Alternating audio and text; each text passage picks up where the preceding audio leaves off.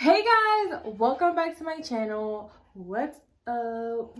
So in today's video I will be doing a Christian girl Q&A, but I don't have social media, so I had to do it the old-fashioned way and Google some questions that are just asked on a regular basis to Christian girls. So yeah, before I forget, make sure you guys like and subscribe. Make sure to comment anything, a letter, an emoji, whatever you want me to talk about next, because I talk a lot, so I will find a way to talk about it. So I found a couple, but I didn't want to get too much because I didn't want you guys to get bored. And I got out of work. So if I look not my best, that's why. So the first question I have is, why does God allow trials/temptations? Now this is a question that I would ask myself. That's why I put it, because it's a good question. Why does God allow bad things to happen in your life? Like, isn't he good? Why would he let something bad happen to me? I get it. God allowing something bad to happen to you isn't for it to hurt you. It will hurt. Like, he's not gonna stop it from hurting you. But I see it as, and you can see it however you want to see it, but I see it as, for you to get stronger, you have to go through things. For your mind, for you to get skills, for you to learn, you have to go through things. If you were to get anything you wanted your whole life, how smart, how tough, how quick would you be to things? How would you react to certain things? God will never allow something that you're not ready for. Like, if you have a problem right now, it's because you're strong enough to surpass it. And when you do surpass it, you're gonna see what you learned from it. Don't look at things that happened in the past when you're done with them as something, oh my God, that was so hard, like never doing that again. You look at it as like, okay, what did I learn from that? What do I do next time so I don't get back into that problem? You know what I mean? So I feel like when you go through certain things, you don't just look at them as like a mistake, or you don't look at them as such like a bad thing that happened to you. You kind of look at it as a lesson. God is trying to teach you something. For example, if you're going through a financial struggle, and it might be because you don't know how to save your money. I don't know how to save my money, but anyway, you might be going through a financial struggle because of that. You might get to a certain point where it's like, okay, like, I'm broke. I'm broke. I need to start being responsible. After you've reached that bottom of like, okay, I have no money, then you're like, okay, stop wasting money on this. Stop buying this. Like, you know what I mean? Like, you slowly just start to get things out of it, and then you start saving money. And then you got money. Okay, that's like a joking, but there are serious things. Like, I feel like a lot of things though, it aren't really like that. I feel like for me, I mean, if I start telling the things I've been through, what could be one of them? My dad being arrested, because I already talked about that. What I learned from my dad being arrested is how hard it is to not have both your parents, and I learned to appreciate the fact that my parents are together, one, and two, that they're free. You know, they're both free. My dad may not be here with me, but it's way better than him being incarcerated. You know what I mean? So I learned to be appreciative of my parents. I took it for granted before, and I would just get mad at my dad or get mad at my mom. It kind of taught me, like, hey, they're not always going to be there. So you have to appreciate when they are, because it sucks when they're not, okay? It's an example. Okay, so next question. What's wrong with non-Christian music? Okay, this is a question that obviously people ask themselves, like, why can't I be a Christian and not listen to regular music? And that's something that is wrong. I mean, not wrong, because you're not gonna be like I don't listen to the stuff I used to listen to, you know what I mean? Like, I don't listen to rap or like curses or all this type of stuff. But when you start following Jesus, God, the Lord, your mindset changes. So there's certain things that bother you that didn't used to bother you. Me, for example, there's songs that I used to listen to that if I listen to them now, it bothers me, because there's certain things that they say that I couldn't hear before. Not that you get like a special power, but you just start noticing small things, and it's just like the music that you used to listen to. It doesn't feel the same. It makes you feel guilty, or it's just like the things they say, you're like, wait, what are they saying? Like, and I'm not telling you guys to you have to stop listening to music. Like, listen to whatever you want. Do you. I personally enjoy Christian music just because I get to connect with God when I worship, and if I really get into it, I can feel his presence, and that's like tops anything else. It tops every other type of music, every other feeling that any other song could give me. But that's me personally. Now, what's wrong with non-Christian music, as we want to say, it's not that it's wrong. It's kind of more, why am I literally like, oh my god. I'm so sorry. I just realized that I'm in the side. I'm like halfway into the video. Anyways, what I was saying? What's considered wrong about non-Christian music is more or less what they say, because there is a lot of songs that disrespect God. Little ways, just tiny little things, or cursing. Obviously, you don't want to be cursing, and then just like disrespectful language, like again curses, or they might talk about sexual things. It's different things that just go into the aspect that it's kind of more by choice, because if you wanted to, you could just listen to it. I don't know, I feel like for me personally, I don't enjoy it like I used to before. I enjoy Christian music a lot more. I just like the words better. It's honestly like an optional thing. It's up to you, whatever you want to listen to. But what is wrong with it, it's like certain things that certain songs say. Yeah. And I don't know, I feel like your ears were made to listen to good things. That sounds corny, and you guys are hating me for that. But what is appropriate clothing? Okay, this one is kind of like the music one because it's honestly optional. I don't really have to like wear long skirts and like sweaters. I'm wearing a sweater because I was at work, but I'm wearing pants. Like, you don't have to wear skirts, sweaters, like, you know what I mean? You wear whatever you want. I mean, depending on your church. To my church, I wear ripped jeans, I wear sneakers, like I wear t-shirt, ripped jeans and sneakers, and I go on Sundays. Like, it all depends on your church. You know, obviously, like if you have how do I say it?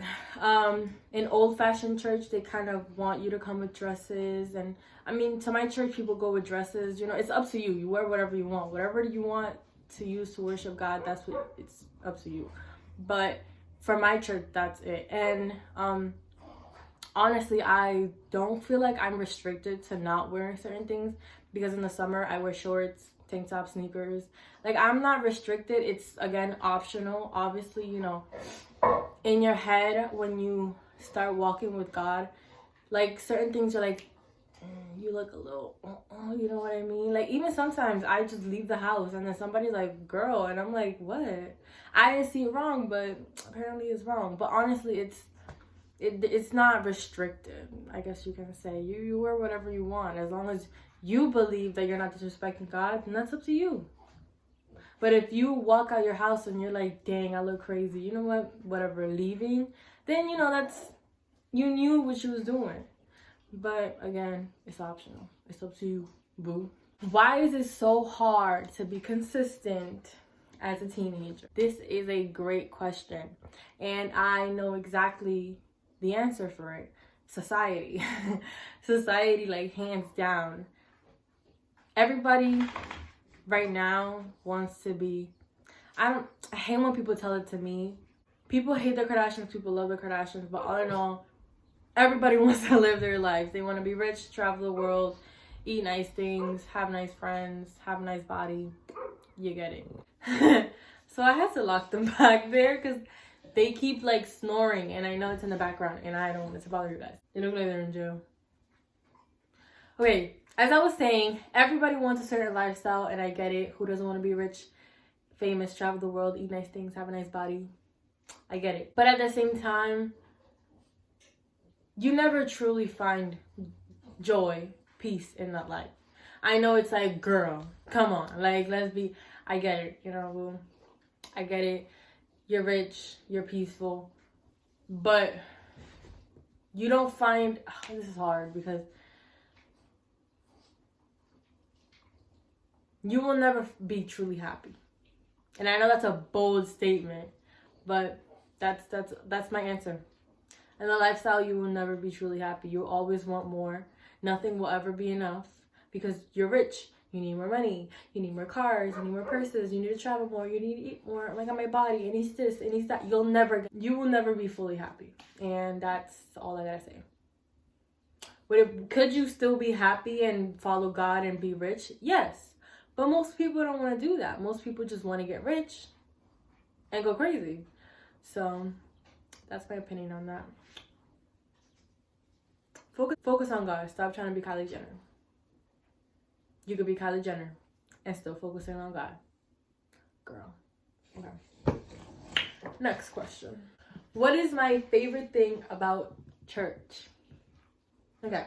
This is honestly the easiest thing ever. My favorite thing about church is worship. I feel like that's a lot of people's favorite part. But like me personally, that's when I connect the most with God. Like I will never connect more than when I'm worshiping. And I know a lot of people that's through prayer. But for me, when I worship and when I'm like in it and I'm just standing there and then I just like freeze up and my hands are up and then I know, like I feel it. I know God is there. I know He's there. Nobody can tell me nothing. Nothing. I know that's my boy and He right there. And that's it. That's why it's my favorite part because I know He's standing right there. He's hugging me. He loves me. And that's my favorite part about church. Period. Okay. What is a piece of advice you would give someone who is trying to follow God? Listen to worship. Maverick Music is good.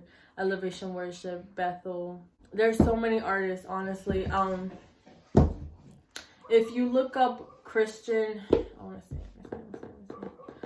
if you have Spotify, you could look up Elevation Worship, put it and just let it play. Spotify brings up random just artists that follow their category and you just skip till you find the good one. Trust me, the Kanye West Christian album is a good one.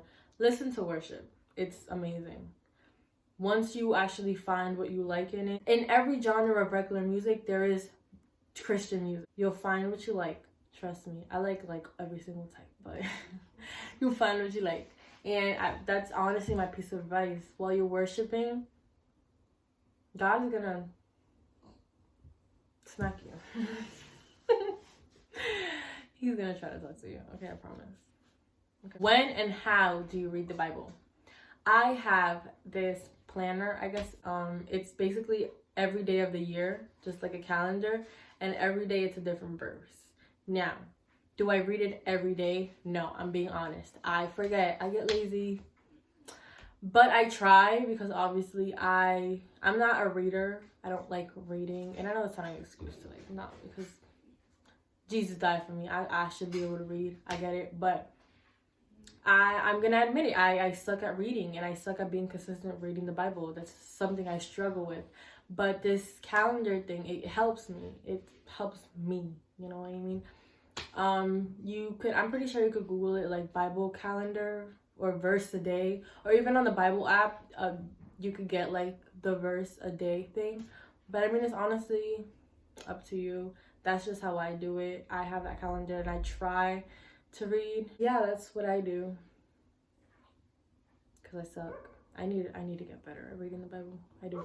What do you miss from your past?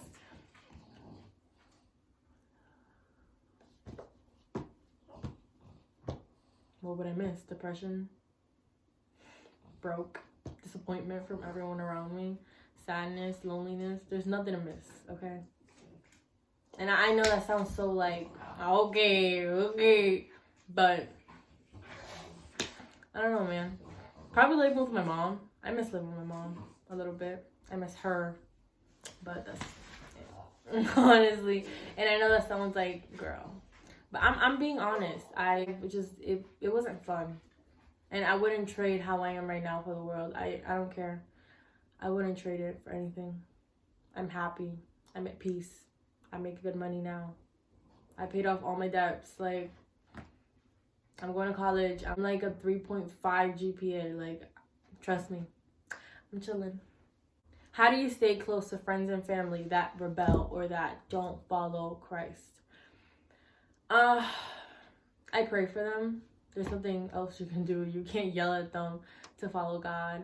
Do I agree with everything they do? No. Do I get annoyed? Yes. But I can't really do anything else. It's in God's hands. And I have to trust him. I pray that when he does come, that they get to come up with me. But that's not really up to me. I could just ask for it. But it's up to God and what they choose to do in their lives. So I pray. Just pray for them. It's in God's, if it's in God's will, it's in God's will. If it's not, you can't really do anything about it. You have to trust that he knows best and that whatever he does is the right way because he's God. How do you deal with problems in life that hurt you deeply? This is something that I know hurts people to the point where they turn around from God. And I haven't been through something like that yet, that I've been like doubtful and I'm just like, no, like God failed me, or you know. And I'm not judging anybody who has. I'm just saying that I haven't been through that. But what I have been through, I cry and it hurts. And sometimes, you know, I may be upset, but at the end of the day, I know myself, maybe I wouldn't admit it at the moment, but I know that I have to trust God. And I know that if I'm going through it, it's because I'm that strong of a person that can surpass that. And God has made me the strong person I am, so I can go past it, and I'm strong enough. And if he gave me such a hard battle, it's because something better is coming. Because I have to be prepared for something harder. I have to be strong enough to face it. You know what I mean? And then that kind of goes back to the first question of why does God allow trials and temptations? It's because he won't give you nothing you're not strong enough for. So if you're going through something right now, it's because at the end of the tunnel, there's something way better. Don't give up. I know it's hard. I know right now it seems like you're never going to get out of it. I know it seems impossible. I know it seems like God isn't with you. I know that the devil's whispering in your ear that you're all alone, but you're not. He's there. And I know it sucks right now, but it's going to get better. Literally just trust him. He will make it better. I know right now you're like, shut up. Trust me. And Zoe just barked. So she's telling you I'm serious. Okay. So that was the last question. I loved this Q&A, so I will definitely be doing more. Stay tuned because I will be doing a Q&A with my boyfriend someday, man, when this when this quarantine finishes and the COVID leaves, because he does live in New York. Y'all heard about New York. But we do make 4 years June 5th, so I am hoping that everything clears up and we can celebrate our 4 years together. And yeah, thank you guys so much for watching. Don't forget to like and subscribe. Remember guys, comment anything, a letter, an emoji, whatever you want me to talk about next, because I talk a lot, so I will find a way to talk about it. God bless you, and I will see you in my next video.